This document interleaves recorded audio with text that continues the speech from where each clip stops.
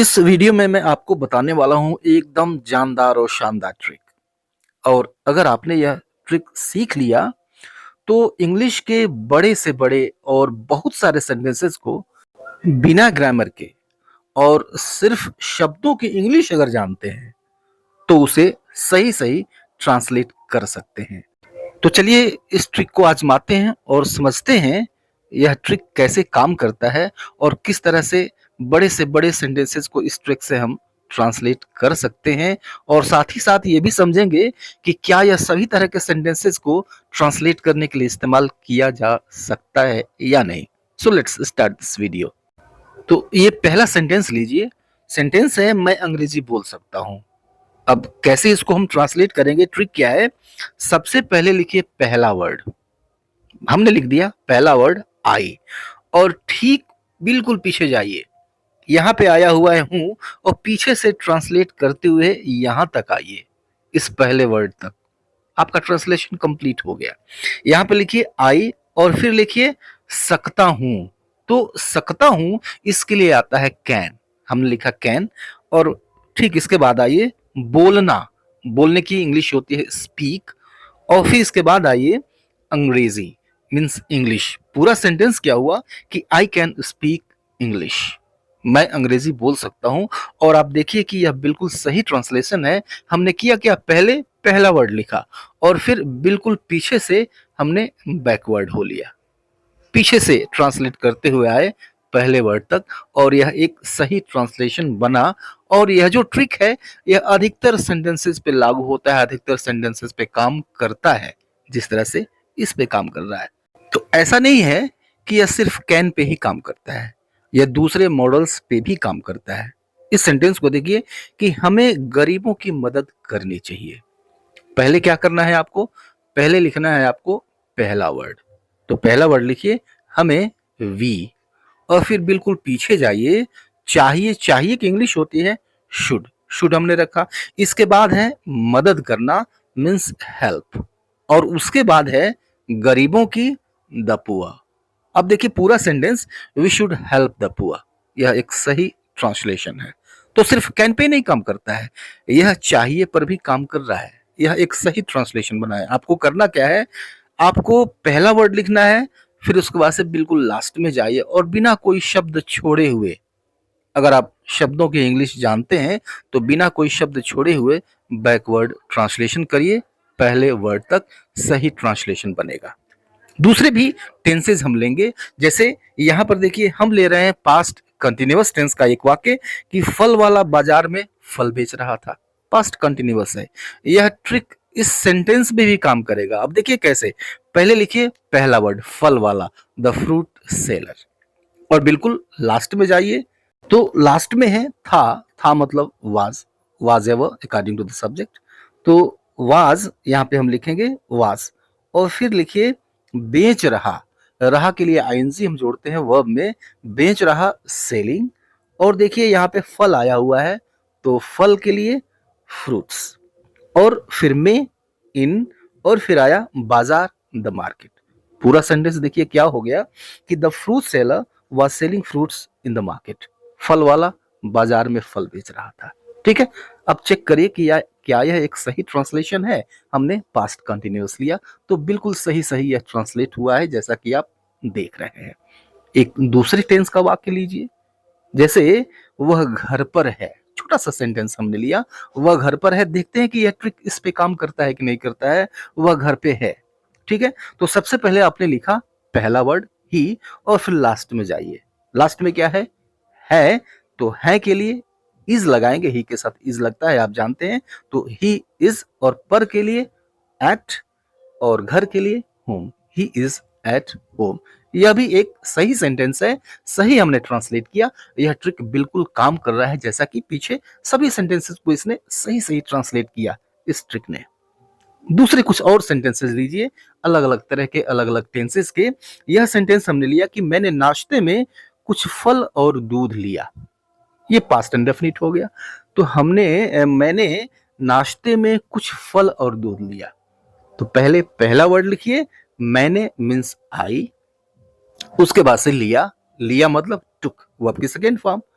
Past indefinite में verb की second form चलती है। लिया की इंग्लिश होगी टुक, तो आई टुक, और फिर देखिए दूध मीन्स मिल्क। और के लिए हम एंड यूज करेंगे, एंड कुछ फल सम फ्रूट्स। इसके बाद आया हुआ है मे मीन्स इन, और नाश्ते द ब्रेकफास्ट। पूरा सेंटेंस क्या हुआ, I took milk and some fruits in the breakfast. अब देखिए यह सही ट्रांसलेट हुआ या नहीं हुआ। अब आप खुद बताइए कि यह ट्रिक काम कर रहा है या नहीं कर रहा है। बिल्कुल काम कर रहा है, क्योंकि इसने सभी सेंटेंसेस को सही सही ट्रांसलेट कर दिया।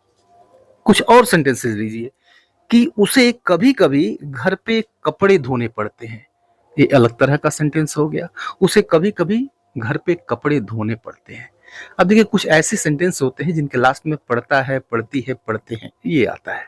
ठीक है, ये मजबूरी शो करता है, ये बताता है कि बाहर परिस्थितियों का दबाव है या फिर किसी चीज का दबाव है, और उस दबाव में आपको फला काम करना पड़ता है।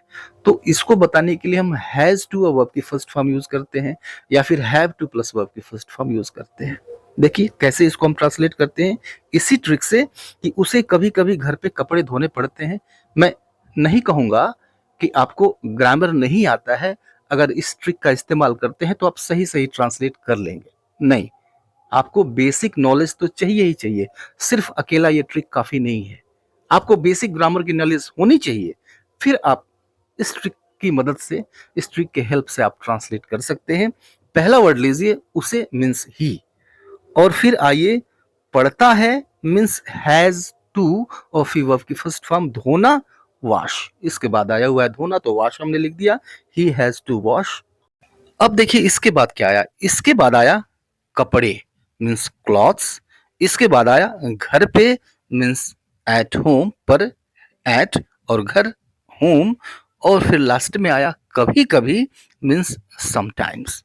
पूरा सेंटेंस क्या हुआ कि he has to wash clothes at home sometimes. सही ट्रांसलेट हुआ, बिल्कुल सही सेंटेंस। इस ट्रिक ने सही सही ट्रांसलेट कर दिया इस सेंटेंस को। एक थोड़ा सा बड़ा सेंटेंस लेते हैं कि वह कुछ साल पहले चश्मे के बिना अखबार पढ़ सकता था।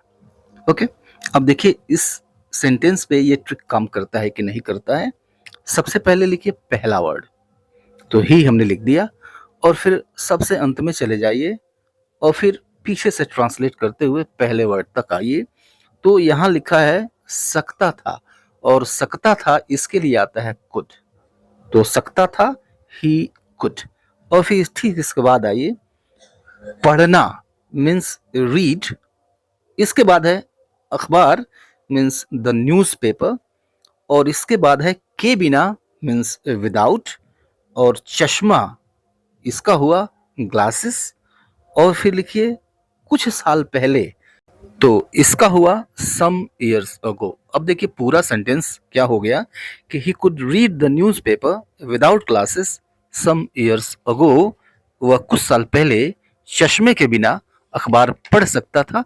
इसको हमने बैकवर्ड ट्रांसलेशन किया। आप भी ऐसा कर सकते हैं, एकदम सही ट्रांसलेट होगा, जैसा कि ये सही ट्रांसलेट हुआ है सही ट्रांसलेट होगा। ठीक है, बीच में आने वाले किसी वर्ड को छोड़े नहीं, सबको बारी बारी क्रम से ट्रांसलेट करें, सही ट्रांसलेट होगा।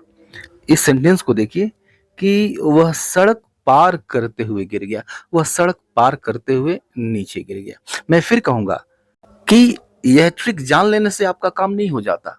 ग्रामर की जो बेसिक नॉलेज है वो तो चाहिए ही चाहिए, पैटर्न्स आपको पता होने ही चाहिए, और भी जो ग्रामर के कंपोनेंट्स होते हैं, लैंग्वेज के जो कंपोनेंट्स होते हैं, उसकी जानकारी होनी ही चाहिए। और ये ट्रिक अधिकतर सेंटेंसेस पे लागू तो होता है, लेकिन सभी तरह के सेंटेंसेस को यह ट्रांसलेट नहीं कर सकता।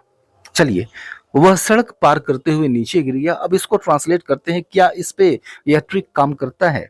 तो सबसे पहले लिखिए सब्जेक्ट, पहला वर्ड है, सब्जेक्ट वही पहला वर्ड ही होता है, इसलिए पहला वर्ड हम लिख रहे हैं यहाँ पे। तो वह सड़क पार करते हुए नीचे गिर गया ही, तो ये फर्स्ट वर्ड आ गया। अब लास्ट में चले जाइए, सबसे पीछे चले जाइए, गिर गया मीन्स फेल, पास्ट इंडेफिनिट है, फेल नीचे डाउन। अब इसके बाद है करते हुए, अब देखिए जी, जब इस तरह की क्रिया आती है, इस तरह की जो वर्ब आती है, उसकी हम इंग्लिश लिखते हैं व्हाइल प्लस वर्ब की आईएनजी फॉर्म से। तो करते हुए के लिए लिखेंगे हम व्हाइल, और पार इसके लिए हम लिखेंगे क्रॉसिंग, क्रॉस और इसमें आईएनजी जोड़ेंगे, फिर पार करते हुए का अर्थ ये देगा। तो व्हाइल क्रॉसिंग, और फिर लिखिए सड़क द रोड।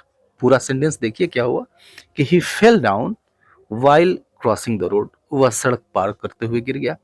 तो यह सेंटेंस भी सही ट्रांसलेट हो गया, लेकिन एक चीज आपने यहाँ पे नोटिस जरूर किया होगा कि व्हाइल के साथ क्रॉसिंग, इसकी नॉलेज तो चाहिए ना, ये ग्रामर का पार्ट है। तो फिर इसकी नॉलेज चाहिए, जो बेसिक नॉलेज है ग्रामर की, वो चाहिए ही चाहिए, हमको पता होना चाहिए। अब जैसा कि मैंने पीछे बताया कि यह ट्रिक हर जगह काम नहीं करेगा, ऐसा नहीं है कि यह सभी तरह के सेंटेंसेस को ट्रांसलेट कर लेगा। आप इंट्रोगेटिव सेंटेंसेस दीजिए, नहीं कर पाएगा। आप इस सेंटेंस को लीजिए कि पिता ने अपनी संपूर्ण संपत्ति दो पुत्रों के बीच बांट दी, इसको भी ट्रांसलेट नहीं कर पाएगा। अगर इसको हम, जैसा कि ट्रिक मैंने बताया, उस तरह से ट्रांसलेट करें तो क्या होगा, देखिए पहले पहला वर्ड लिखें द फादर, ठीक है, बांट दी डिवाइडेड, और देखिए बांट दी के बाद आया हुआ है के बीच, मीन्स बिटवीन, और दो पुत्रों, पुत्रों सन्स, दो टू सन्स, ठीक है। अब यहाँ पे आ जाइए, संपत्ति इसके बाद आया हुआ है, तो संपत्ति वेल्थ, संपूर्ण मीन्स होल, और अपनी मीन्स हिज। अब देखिए पूरा सेंटेंस क्या हुआ कि the father divided between two sons wealth whole is. क्या ये सेंटेंस सही है? यह एक ही नजर में पता चल रहा है कि यह बिल्कुल रॉन्ग सेंटेंस है, यानी यह ट्रिक इस पे काम नहीं कर रहा है। इसको सही से ट्रांसलेट करें तो ये होगा, और उसके लिए हमको ग्रामर की नॉलेज चाहिए। जो कंपोनेंट्स होते हैं, डिफरेंट कंपोनेंट्स होते हैं सेंटेंसेस के, वो अपने प्रॉपर प्लेस पे होने चाहिए। इस बात की जानकारी हमको ग्रामर देता है। तो सही ट्रांसलेशन इसका क्या होगा कि the father divided his whole wealth between two sons. पिता ने अपनी पूर्ण संपत्ति, संपूर्ण संपत्ति अपने पुत्रों, अपने दो पुत्रों के बीच बांट दी। तो ये सही ट्रांसलेशन है इसका। अगर कोई कहता है, दावा करता है कि इस तरह का जो ट्रिक है वह सभी सेंटेंसेस को ट्रांसलेट कर सकता है, यह सिर्फ तुक्का है। कमेंट बॉक्स में अपना फीडबैक जरूर दीजिएगा। मिलते हैं नेक्स्ट वीडियो में, तब तक के लिए goodbye and take care.